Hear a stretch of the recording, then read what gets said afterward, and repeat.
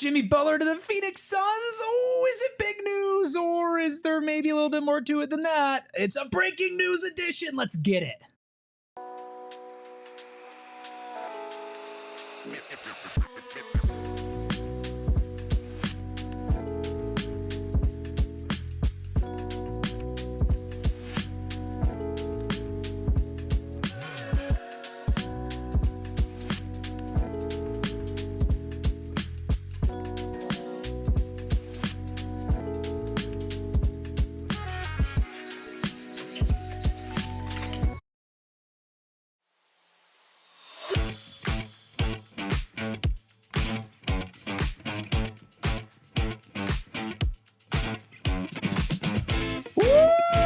It's rumor season, it's agent leaking season, and it's double stream season. That's a lot of leaking puns right there. Welcome into a breaking news edition of PHNX Suns. It is myself, Erik, alongside the man, the myth, the legend, PridGeon-Garner. In case you missed it, we literally just went off the air a couple minutes ago. We did a whole stream talking about Kevin Durant's reported return to the Phoenix Suns. If you want more Suns talk specifically from that angle, I highly encourage everybody to go check that out. I see a lot of the same faces in here and some new ones. Laking Ball, Leo, Nate, BC, Ben, all of you in here right now. Make sure you hit that like button. Make sure you hit that subscribe button as well. So much going on with this, Steven. We have a lot of things to set straight. We have a lot of fun, hypothetical conversations to have. But first, I want to remind everybody that we are presented by Bet365. Download the Bet365 app. Use code PHNX365 when you sign up and find out why, whatever the moment, it's never ordinary at Bet365. The question that needs to be asked, Steven, after Shams Charania reported that Jimmy Butler's agent is telling him that Jimmy Butler would be open to going to the Phoenix Suns, is how the hell could that be possible? Can you inform the people why it would be a very difficult hoop to jump through to get a deal like this pulled off? It's the best friend of all transaction conversations, and that's that second tax apron thing. Blech. That continues to come up. It's the elephant in the room when it comes to the Suns and trying to improve their roster even marginally, if not swapping out an elite level talent for another elite level talent. So that naturally bleeds into the how realistic question that is kind of imminent with any trade that comes up as far as the Suns and trying to improve their roster. That's where it gets difficult. It would not involve either Kevin Durant or Devin Booker in particular, but just generally speaking, with the Suns having to navigate such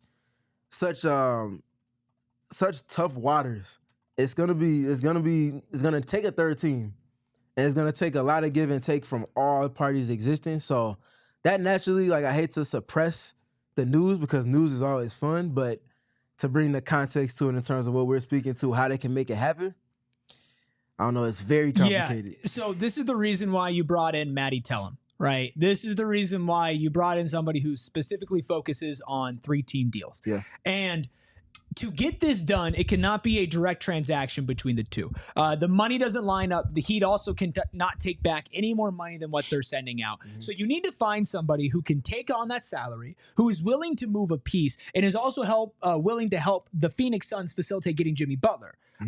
Bradley Beal would have to waive his no-trade clause, which is another part about all of this. Yep. That is a whole other layer. I think the reality of the story is what my initial instinct is: Jimmy Butler wants to get traded. Right? Jimmy Butler wants out of Miami, and what good agents do for players that want to get traded, you can like the game or you cannot like the game. There's certain realities. Good agents make sure that there is a whole bidding war for them and make sure that they're open to doing everything, right? Oh, Jimmy Butler's open to going to the Phoenix Suns, who just might be crazy enough to pull this off. Jimmy Butler's open to going to your team and your team and your team, so who's willing to trade? Oh, Miami, now you have options. Like, this feels like, hey, I'm putting my foot down. I am going out there that I want to be traded, and I'm throwing the Phoenix Suns on the list because it's tempting, it's satisfying, right? The reality is, this would be a super long shot. It's not impossible. I'll not sit here and tell you it's impossible. This is not me reporting, but it's not impossible. It's a long shot. So let's just lay that out and let's establish that here for a second, right? We don't need to spend too much time on it because the reality is, if it if it works out, it's going to work out in a complicated 3-team trade that makes a lot of heads spin with picks and players moving. You're not trading KD. You're not trading Devin Booker. Like, that money doesn't line up either. And quite frankly, the Phoenix Suns aren't going to do that, whether you want them to or not. But hypothetically, let's say the Phoenix Suns find a way to move Bradley Beal and a pick or whatever and land Jimmy Butler. Okay, let's live in that reality, Steven. What does that look like for the Phoenix Suns? Well, it's gonna be a shift for sure. Jimmy is a top 5 alpha personality in the league, and that's a term of great endearment. It's not a indictment or detriment to him, and it comes with a winning first, winning second, and winning third type of energy. Jimmy's a player that is willing to do whatever it takes at all costs.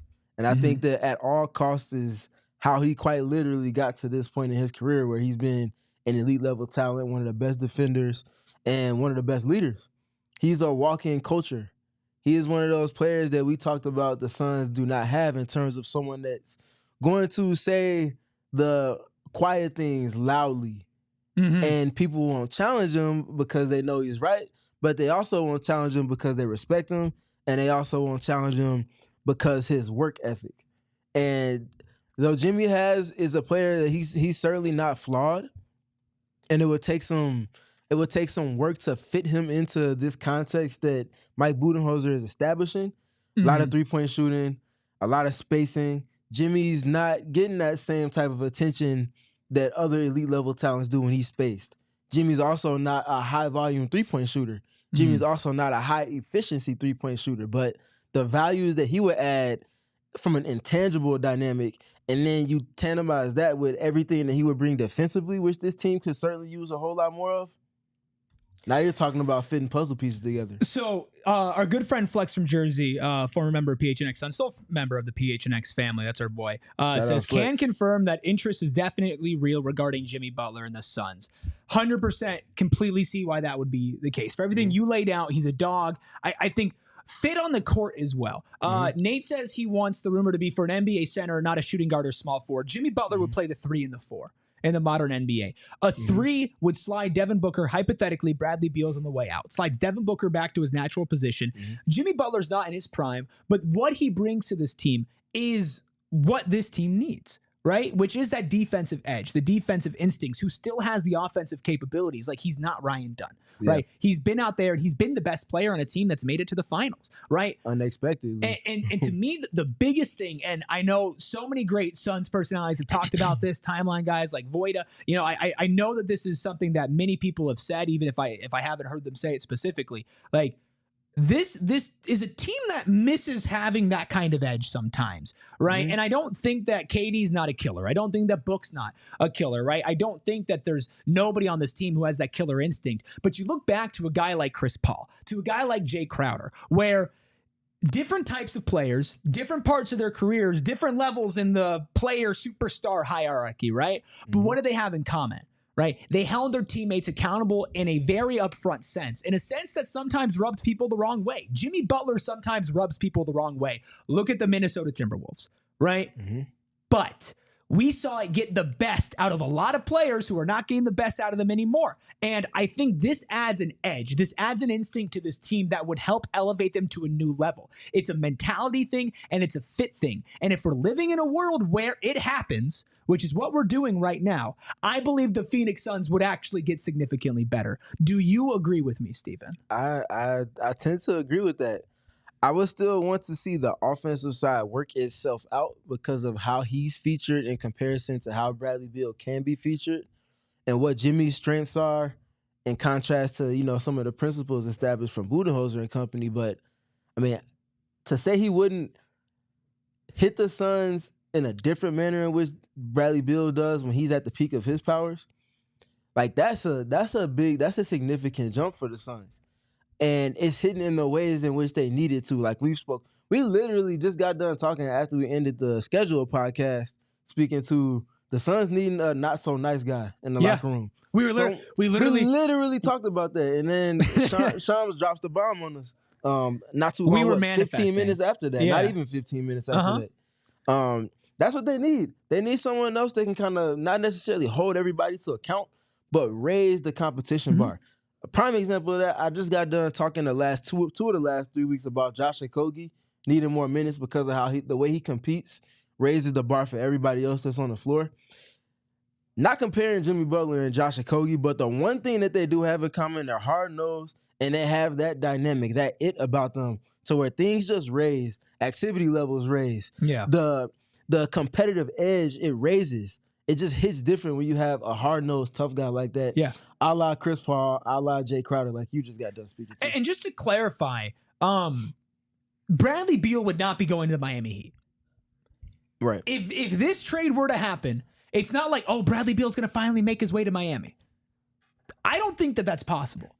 The only way that this is possible, and this is from Gerald, this is from you, these are from people that are way smarter than me, is a 3-team deal where the Suns get Butler, a third imaginary team gets Bradley Beal, and then the Miami Heat get compensation from that third team for Jimmy Butler, right? The Miami Heat, I don't think, would want Bradley Beal. They have their own relative version of Bradley Beal and Tyler Hero. That's going to overlap in the same way that there is a little bit of overlap in Phoenix, but I think even more so over there because Hero does not get on that level of Booker and is a little bit smaller as well. So this is not a Bradley Beal would waive his no trade clause to go to the team that he was second in demand for. He would have to waive his no trade clause to whoever this random team is, right? And that in its own right is a massive hurdle to overcome. Flex has said the Suns have interest. It seems like there's legitimate interest there for sure. I'm sure that's not coming from Bradley Beal in any sense. Like, I don't know if Bradley Beal wants out of Phoenix. And you know what? Maybe he does,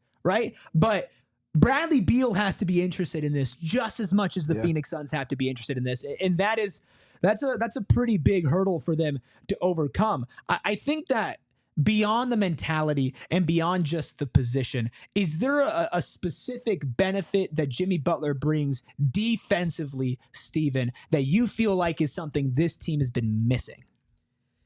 Jimmy defensively is everything that you would desire for Ryan Dunn to be once he gets to the peak of his powers. Now, Jimmy, obviously, like you spoke to, is at the tail end of his prime, so he's not necessarily that athlete that's flying all over the court the way he once was. But what Jimmy is now is a player that can switch 1 through 4.5, and depending on who the opposing center is, he could just outright guard them and start a possession, force everything to turn into a switch. And when you have Kevin Durant that's hawking with this 7'5", 7'6" wingspan and 7'1" height behind him to cover up for any switches or provide secondary rim protection behind that, now you're talking about layers. We didn't even get to if Ryan Dunn is on the court with these two and how his load is lightened in terms of his responsibility, but it also enables him to wreak more havoc as an off-ball defender, which is where he's good but consistently still improving, as we've already seen through this first quarter. It helps to just kind of organize everything. You didn't talk about Royce O'Neal yet, who's arguably been the team's best defender this season, and everything that he's done. Like, it just helps to master and organize everything when you have an alpha that buys in on defense like that and knows that that's where his bread is buttered. And the other big thing with Jimmy, communication. A lot of defense is communication. And in a modern sense, you look at Marcus Smart winning the Defensive Player of the Year 2 seasons ago. Defensive anchor in this sense doesn't have to be someone that's nails in the paint, always talking about things like Shaq or Dwight Howard or centers that preceded them. It can be anybody now, and Jimmy is a player that can serve that role and has done so for a team that's known for their defense for the last 6 years. Absolutely. You're 100% right. And just a reminder, you cannot aggregate players if you're at the Phoenix Suns. So you cannot package a couple players together and take any more money back. It has to be a 1-for-1. Even in a 3-team deal, you can only send out one and you can only receive one. The rules don't change because of that. You cannot get more money back than what you are sending out. Same thing for the Miami Heat. They cannot receive more money than what they are sending out. So these are the certain limitations that lead to this. And of course, a lot of people saying, well, Beal wants to go to Miami. I know I just said this, not possible in this deal. Beal would have to go to a third team, meaning he waives his no trade clause to go to a third team. And somebody asked, well, some people are saying Beal wouldn't want to go if it's not Miami. However, do you think Bradley Beal would feel a type of way if Phoenix is willing to trade him and say, you know what, I'll waive my no trade clause? I know that we can't put ourselves in his shoes, and I know this is a human being with a life that we're talking about. This is not just a chess piece that you're moving to, 3 spots up and 1 to the right. Like, that's not what's happening here. This is a human. But do you think that there's a world, Steven, where Bradley Beal would waive his no-trade clause to go to a non-Miami destination? Well, that's a large gray area in terms of who that third team would be. So I can't confidently say yes. I would have to have an idea of like maybe 2 or 3 teams that could help to facilitate this trade for the Heat and for the Suns to make that math work. So without knowing that, I can't just blindly say yes. I think it's rather clear that Bradley Beal values winning, considering, where he spent the few seasons that preceded him being traded to the Suns, and, him speaking to those times and how those times got tough because they weren't winning games and they weren't winning to a level that would get them in the playoffs and be able to actually contend with teams. So I can't see him comfortably saying yes unless I see that it's a team that does have winning desires and desires for this season in particular. It's interesting. You can't put your head in his head space. Like you can't get there. And maybe it's something where Phoenix, they've been treating him right from the moment that he was here. And maybe they go to him and say, hey man, just gonna be honest with you. Like, this is what we want to do. We know that you're in control of this. We want to take care of you, and we want to make sure that you go to a situation that you want. But we're seriously interested in this. We will continue to look for trades for you. Are you open to waiving your no trade clause? And maybe, just maybe, he would respond well to that, right? I don't know. The reality is, this is a long shot. Some would say it's a pipe dream. I would say this is being used for leverage right now.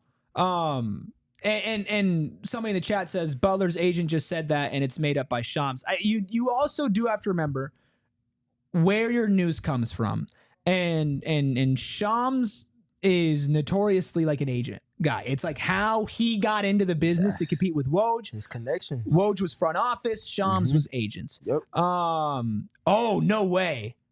And that's Jimmy's agent is denying that. He just quote tweeted Shams. Okay, I am gonna look for that because that would be insane.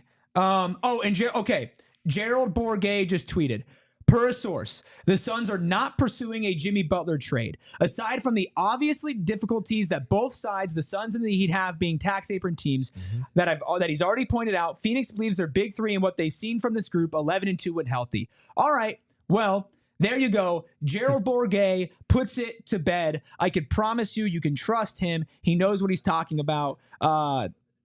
This is dead. I would say dead it then. If that is what Gerald is saying, if there is a downplaying from the agent, I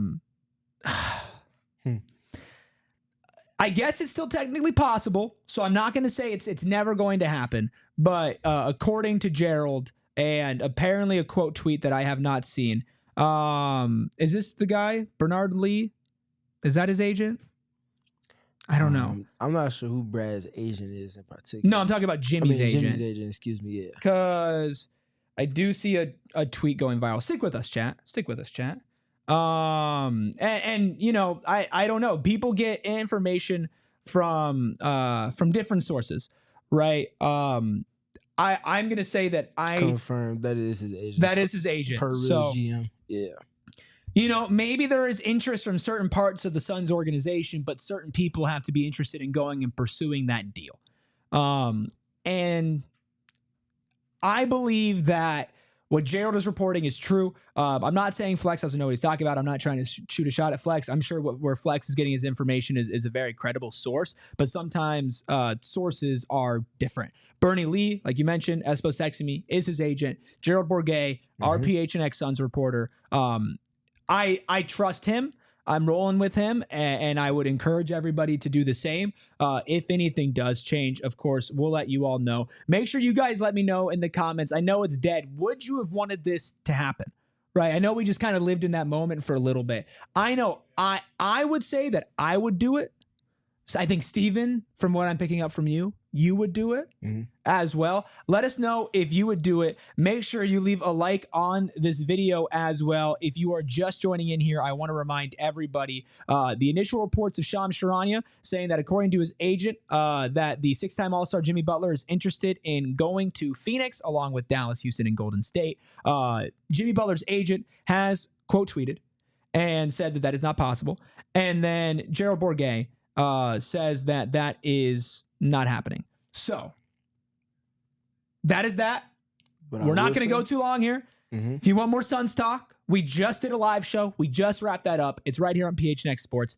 Do you have any final thoughts on this whole 40-minute fiasco? I would say, like, though it's not Suns related,